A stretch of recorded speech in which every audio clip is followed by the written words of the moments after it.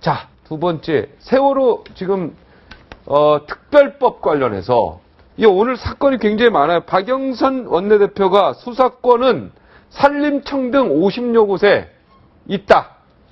그러니까 대한민국이 지금 뭐 국세청부터 시작해서요, 금융감독원 뭐 이런데 이제 수사권 같은 데가 있죠. 50군데. 근데 50군데나 되는지 몰랐나. 하여튼 50군데가 되는데 이렇게 전문 분야의 행정적 목적으로 수사권을 부여하는 이 부분에 있어서 진상조사위원회도 수사권을 줘야 되냐. 자, 여기에 대해서 우리 임방글 네.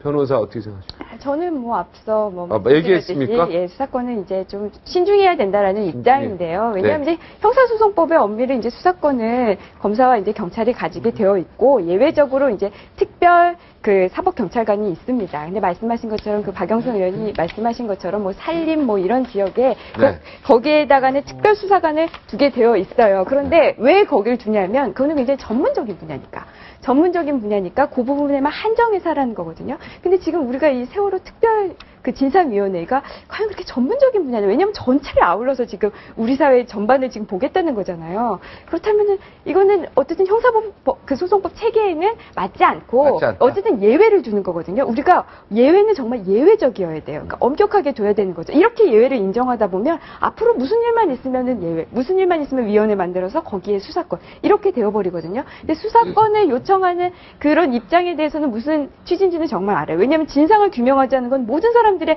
동일한 바람이에요. 우리 정말 진상을 철저하게 규명하자. 다만 그 방법의 문제인데 수사권을 이때까지 준 전례는 정말 건국 초기에 우리 건국 초기에 한 번 있었어요. 한 번. 그때 네. 아니 그렇게 완전 이렇게 해방 이후에. 예, 진상 규명하자고 그러면 아예 특별 재판부터 두죠 그냥. 그런데 그렇게까지 하면 너무 예외니까. 큰일 나죠. 그럼. 그렇죠. 그런데 어쨌든 그 건국 초기에는 그럼 여름 재판이 되죠. 예, 해방 이후에는 그때 특별 재판부까지 만들었었어요. 그리고 일부 법조인은 특별 재판부까지 두자라는 그런 주장을 하시는 분들도 있긴 해요. 그 옛날 공산당이 그렇게. 그렇죠. 그런데 이건 너무 예외적이고 네. 원칙대로 가자 이거죠. 이게 과연 예외가 필요한 부분이냐? 이거는 좀 저는 회의적입니다. 자, 우리 네, 그러니까 저는 일단 기본적으로 이제 유가족 측에서 말하는 수사권을 달라, 기소권을 달라는 거는 아까 임방글 변호사님 말씀하신 것처럼 맞아요.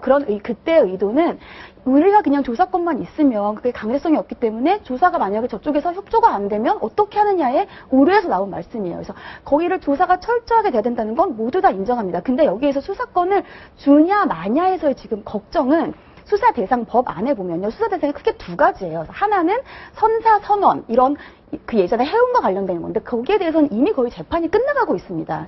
그것은 이제 수사권과 기소권과는 거의 문제가 없어요. 근데 지금 여와 야에서 다퉈지고 있는 것의 실제의 쟁점의 배후를 보면 그 두 번째로 뭐 국가정보원, 청와대, 국무총리실이 조사의 대상 범위에 들어간단 말이죠. 그런데 네. 그것서 수사권을 준다면 수사권은 사실 처벌을 전제로 한 겁니다. 네. 그래서 거기에 대해서 과연 이것이 정치적인 다툼으로 번져나갈 수가 있다는 거죠. 그렇다면 지금 여야가 말하고 있는 것처럼 정말 저 유가족들을 위해서 우리가 이 법안을 빨리 통과시키겠다고 하면 그분들이 원하시는 대로 이 진상을 철저히 조사하는 권한만 주면 돼요. 그래서 진상을 철저히 조사하는 권한이 반드시 수사권일 필요는 없고요. 강제적으로 조사할 수 있는 권한들이 있습니다. 예를 들면 공정거래위원회도 수사권은 없어요. 하지만 조사권이 굉장히 강하거든요. 네. 그런 식으로 조사권을 주시고 그들이 원하는 걸 하면 되지. 지금 우리가 이것이 정치적으로 더 나아갈 수 있는 엄나를 갖고 지금 다투는 것은 저는 아니라고 생각합니다. 네, 수사권엔 또 압류가 아니라 그 뭡니까?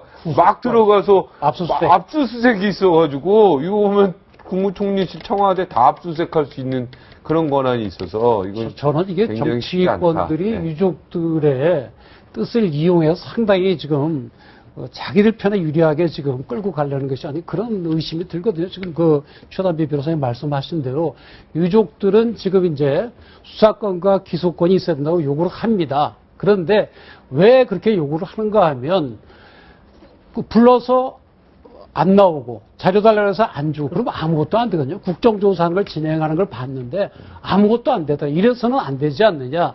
그래서 실질적으로 조사를 하려면 수사권이 있어야 되겠다. 기소권이 있어야 되겠다. 이런 생각이거든요. 그러니까 네. 사실은 그 유족들이 형사처벌을 원하는데 그런 건 아닌 걸로 보여요. 그러니까 형사처벌을 원하는 것이 문제가 아니라 이 세월호의 참사가 왜 일어났는지 거기에 대한 조사를 철저히 하고 그다음에 향후 이런 그 사태가 또다시 나지 않도록 어떤 제도적인 장치를 마련하자는 게 유족들의 지금 뜻이거든요. 그렇다고 한다면 지금 이제 유족들은 수사권과 기소권이 있어야 한다고 주장을 하지만 그 근저에는 철저한 진실을 밝히자는 그런 의미가 있거든요. 네, 그러니까 변호사님의 입장은 어떻게 됩니까? 제가 볼 때는 수사권과 기소권을 주장하는 그 진실한 목적은 진실을 밝히자는 것이기 때문에 수사권과 기소권은 안 준다 하더라도 다른 방법이 있다면 다른 방법을 찾아라. 다른 방법이 있다면 얼마든지 여야 간에 해낼 수 있는 거거든요. 근데 야당 입장에는 지금 우리 최다범 변호사님 말씀하신 대로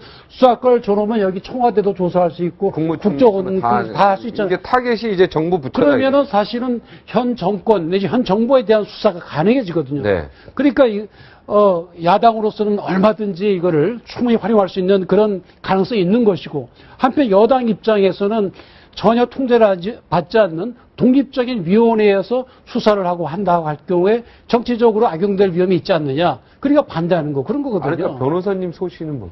제 소신은 여야가 같이 앉아서 수사권, 기소권 외에 실제로 조사할 수 있는 그런 방안을 찾아보자. 제3안의 방법. 그렇습니다. 그 네. 충분히 가능하고 그 점에 대해서 아니, 그러니까 유족들은 진짜 실체를 정확히 파악하기 위해서 수사권, 기소권이 필요하다는 거 아니에요? 그렇게 그 방안 생각하고 때문에. 그렇습니다. 그거 외에는 방안이 없다는 거 아니에요? 그렇죠. 그러니까 생각이 네. 드는 것이 그건 머리를 짜내면 네. 되거든요. 아니, 그 변호사님 그 취지는 알겠는데 그 제3의 방법이 뭡니까, 그럼? 그러니까 지금 말씀하신 대로 이제 조사를 해야 되는데 조사에 응하지 않을 경우에 강제적으로 할 수 있는 거. 뭐 그런 것을 강제 구인권이라 뭐 아니면 그 정도를 주자. 뭐 압수수색에 준한다든지 여러 가지 아이디어를 낼 수가 있거든요. 그럼 또 다시 특별법을 그 안에다가 이 특별법 안에 그러니까 그런 걸 이 넣자. 위원회가 실체를 밝히는데 도움이 될 수 있는 그런 권한을 주자. 예, 그러니까 조사권 안에 조사권의 그 규정 같은 걸 조금 더 그렇죠. 강화할 수 있다. 예. 그 금방 아까 동행명령권 같은 거 말해 출석 요구권이나 자료 제출 명령권 같은 것들. 그런 것들을 넣어야지 기소권 수사권은 사법 체계를 흔드는 건 맞다 이 말이죠. 뭐 그럴 가능성이 있고 유족들이 김정민 그렇기 때문에